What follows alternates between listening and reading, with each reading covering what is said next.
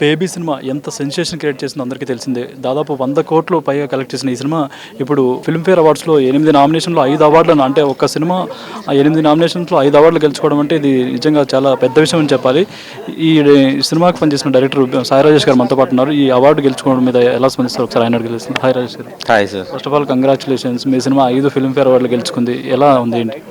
చాలా చాలా సంతోషంగా ఉందండి. అంటే 8 నామినేషన్లు రావటం అనేది చాలా పెద్ద విషయం. అలాంటిది దాంట్లో 5 గెలుచుకోవటం ఇంకా చాలా సంతోషం అనిపిస్తుంది. అంటే 8లో 8 వస్తాయి అనుకున్నారా? ఎన్ని వస్తాయి అనుకున్నారు? అసలు మీరు ఎన్ని ఎక్స్పెక్ట్ చేశారు? అంటే ఒక క్లారిటీ అయితే ఉంది నాకు. బెస్ట్ బలగం అనే ఒక సినిమా ఒక great film actually. So obviously నేను బెస్ట్ ఫిలిం బలగం ఎక్స్పెక్ట్ చేశాను. బెస్ట్ డైరెక్టర్ కూడా ఖచ్చితంగా వేణు మోస్ట్ డిజర్వింగ్.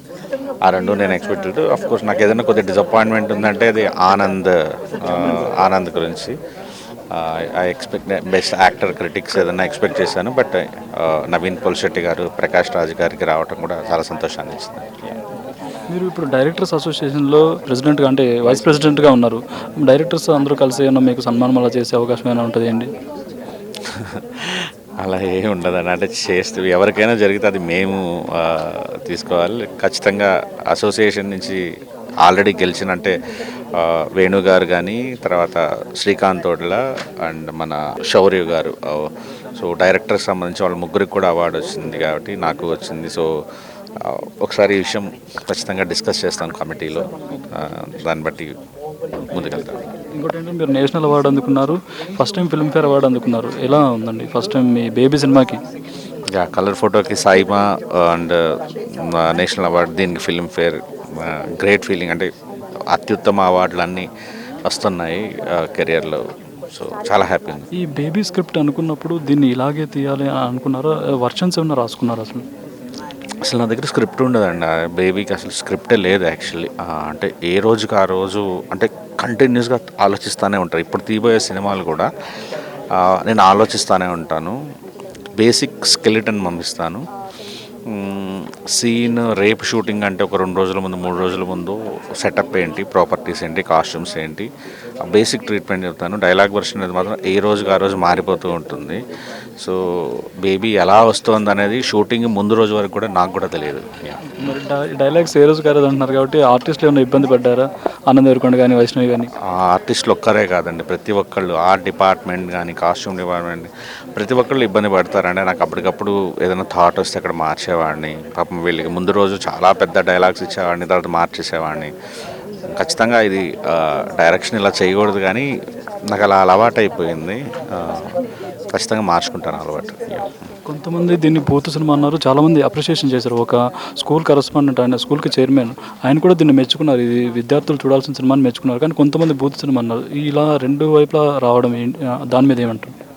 బూత్ సినిమాకి ఇన్ని కోట్ల రూపాయలు రావండి షూర్గా. అంటే ఒక దగ్గర ఆగిపోతుంది. ఎప్పుడైతే ఫ్యామిలీలు కదులుతాయో అప్పుడే ఇంత కలెక్షన్స్ వస్తాయి ఖచ్చితంగా. అండ్ ఫిలింఫేర్ రావటం కానీ ఇవంట నెగటివిటీ ఉంటుంది, తీసుకోవాలి. నాకు అలవాటే, నాకు హృదయకాలం నుంచి నేను తీసుకుంటానే ఉన్నాను, ఇక మీదట కూడా తీసుకుంటాను. హార్ట్కి తీసుకోవడం మానేశాను అంతే. బెస్ట్ అప్రిషియేషన్ ఏంటండి, ఎవరి నుంచి వచ్చింది ఈ సినిమాకి?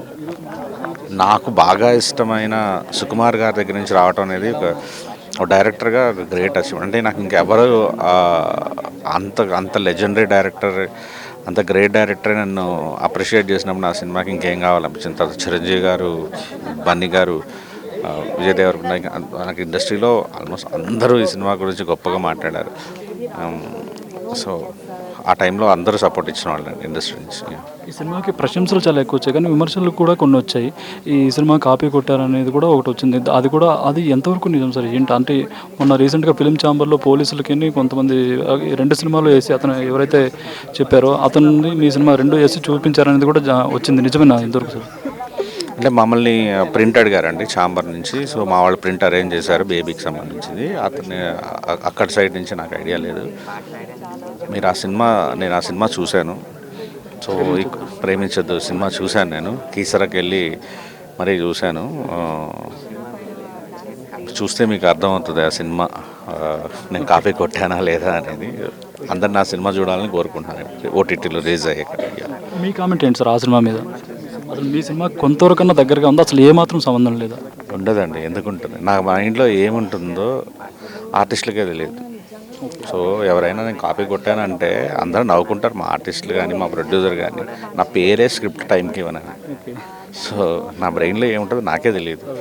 కాపీ కొట్టే ఛాన్స్ ఉంటే నాకు ఒక పాట, నేను ఒక ఏదైనా లైన్ తీసుకుంటే హృదయకాలంలో నేను డైరెక్షన్ చేసిన సినిమాకే నేను నా పేరు వేసుకోలేదు ఒక సినిమాకి. సో లైట్ అండి ఇలాంటి అసలు. ఇంకోటి, ఇప్పుడు ఈ సినిమాని హిందీలోకి తీసుకెళ్తున్నారు, ఇక్కడే 100 crores అబవ్ రాబట్టింది. హిందీలో ఎంత ఎక్స్పెక్ట్ చేస్తున్నారు? నాకు బేబీకి కానీ దీనికి కానీ, బేబీకి ఒక నెంబర్ ఎక్స్పెక్ట్ చేశాను, దానికి 5 రెట్లు ఎక్కువ వచ్చింది. హిందీలో కూడా నేను ఏమనుకుంటున్నానంటే అండి, నా ప్రొడ్యూసర్ నష్టపోకూడదు, వాళ్ళు ఎంత డబ్బులు పెట్టారో అంత రిటర్న్ రావాలి. బట్ ఈ సినిమా చాలామందికి బేబీ ఎలా అయితే హాంట్ చేసిందో అలా హాంట్ చేయాలి. ఆర్థికంగా నా ప్రొడ్యూసర్స్ నష్టపోకూడదు, అది రికవర్ చేసేయాలి అని చాలామందికి ఫేవరెట్ సినిమా అవ్వాలి, అంతే ఆలోచిస్తున్నాను నేను. అంతేగాని ఇది ఇక్కడ 100 చేసిన అక్కడ 200 చేయాలి ఇలా ఏం లేదు, జరగాల్సిన అవసరం లేదు, జరగకూడదన్న ఇది ఏమీ లేదు. సో మంచి గ్రేట్ సినిమా తీయాలి, నా ప్రొడ్యూసర్ నష్టపోవాలి, ఈజ్ ద మెయిన్. అక్కడ అంటే ఇప్పుడు ఇక్కడైతే ఎవరైతే ఆర్టిస్టులు ఉన్నారో వాళ్ళల్లో పూర్తిగా అక్కడ కూడా కొత్త వాళ్ళని తీసుకుని ఎంకరేజ్ చేసే ఇది ఉంటుందా, లేక ఆల్రెడీ ఎస్టాబ్లిష్ అయిన వాళ్ళని తీసుకోవడం ఉంటుంది? ఎస్టాబ్లిష్ వాళ్ళతో వెళ్ళదలుచుకోలేదు, ఎందుకంటే మా క్యారెక్టర్స్ తెలియాలంటే కొత్తగా ఉండేవాళ్ళు తెలియదు. ఆనంద్ థియేటర్కల్లో చాలా తక్కువ సినిమాలు నాటంలో, వైష్ణవి ఎవరికి పెద్ద తెలిసింది, అందుకే పాత్రలు కనిపించాయి. ఇక్కడ కూడా నేను కాస్త అలా వెల్ సెటిల్డ్ యాక్టర్స్తో కాకుండా కొద్దిగా ఇప్పుడిప్పుడే ఎదుగుతున్న యాక్టర్స్తోనే వెళ్దామనుకుంటున్నాను. అంటే హిందీ వాళ్ళు అంటే అక్కడ ఎక్స్పెక్టేషన్స్ కూడా చాలా ఉంటాయి. వాళ్ళు ఇంతకుముందు కూడా అలాంటి సినిమాలు చూసేసి ఉంటారు. చాలా పబ్ కల్చర్, మీరు అన్నట్టు ఇందాక అంటే పబ్ కల్చర్ కూడా అలవాటు పడిపోయి ఉంటారు. అక్కడ కొత్తగా అంటే ఎలా చూపించబోతున్నారు సార్, ఏంటి హింట్ అనేది నేను చెప్పలేను కానీ అండి, ఐ థింక్ నేను మనకి మామూలుగా నార్త్ ఇండియా అంటే ఒక బాంబే ఒకటే మైండ్లోకి, బట్ అట్లో నేను ఒక్కసారి నా రీసెర్చ్ వర్క్ స్టార్ట్ చేయడం చూస్తే అక్కడ ఒక్కొక్క రాష్ట్రంకి వెళ్తే ఒక్కొక్క కల్చర్ మారిపోతుంది. మనకు కూడా అంతే, ఇక్కడ జిల్లాకి మారిపోతుంది ఆంధ్ర సైడ్ అయితే. సో ఖచ్చితంగా ఒక మ్యాజిక్ అనేది నాకు ఒక థాట్ వచ్చింది, అది దాని మీద రీసెర్చ్ చేశాను. ఖచ్చితంగా ఇది కనెక్ట్ అవుతుంది వాళ్ళకి. మీ టాలీవుడ్లో మీ డ్రీమ్ హీరో ఎవరు, వాళ్ళతో ఎప్పుడు సినిమా ప్లాన్ చేస్తున్నారు, ఏంటి? నాకు స్టార్స్తో చేయడం అంటే చాలా భయం అండి. నేను నెక్స్ట్ చేయబోయే సినిమా కూడా ఒక స్టార్ కోసం రాసుకున్నాను, కానీ అది జరగకపోయినా నాకు పర్లేదు యాక్చువల్లీ. అంటే నేను కొద్దిగా చిన్న mid range films, small films, ఈ మైండ్ సెట్లోనే ఉంటుంది నాకు. నాకు సెట్లో నేను నాగబాబు గారు ఉన్నప్పుడే నేను భయపడేవాడిని, అంటే సెట్ నా కంట్రోల్లో ఉంటుందా ఉండదా అనేది. సో అంత పెద్ద స్టార్స్ని నేను హ్యాండిల్ చేస్తానా, చేయగలనా సెట్లో, వాడిని ఇంకో టేక్ అడగగలనా అనేది నాకు ఐడియా లేదు. సో ఒక స్టార్తో పనిచేస్తే కానీ నాకు అర్థం కాదు నేను ఎలాంటి డైరెక్టర్ అనేది. అంటే ఇప్పుడు మీరు ఆల్రెడీ ఎస్టాబ్లిష్డ్ డైరెక్టర్గా నిరూపించుకున్నారు. ఇక్కడ చాలామంది చిరంజీవి గారు, బాలకృష్ణ గారు, వీళ్ళు ఎంతో సెట్లో చూస్తే డైరెక్టర్స్ చెప్పే అట్లు వినే యాక్టర్స్ వీళ్ళంతా. మరి మీరు ఎందుకు భయపడుతున్నారు? చిరంజీవి గారితో చేయడం అనేది డ్రీమ్ అండి, అన్డౌటెడ్లీ ప్రతి యాక్టర్కి ఉంటుంది. భయపడుతున్నాను అంటే తెలియదు సార్ ఇంకా నాకు క్లియర్గా. ఎప్పుడు ఏమవుతుంది చూద్దాం. ఒక సినిమా చేసిన తర్వాత, అట్లీస్ట్ ఒక యాడ్ అన్నా చేసిన తర్వాత ఎంత ధైర్యంగా వస్తుంది. యా, అంటే మీరు ఒక పెద్ద హీరోకి స్క్రిప్ట్ రాసుకున్నారు, ఏ హీరో అంటే పేరు చూడండి? ఇప్పుడే నేను చెప్పలేను, మా ప్రొడ్యూసర్ తంతారు. విష్ ఆల్ ది బెస్ట్, మీ డ్రీమ్స్ అనేది సక్సెస్ఫుల్గా ఫుల్ఫిల్ అవ్వాలి. Thank you.